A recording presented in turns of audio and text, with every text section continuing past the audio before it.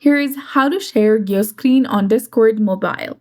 So first, go ahead and launch your Discord application on your mobile device and log into your specific account. Go to the server and join a voice channel first.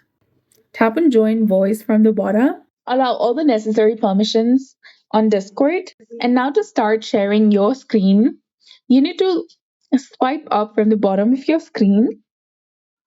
You'll get the option of share your screen that is below activities in the top. Go ahead and select it. And now select start now option to start sharing your screen on Discord.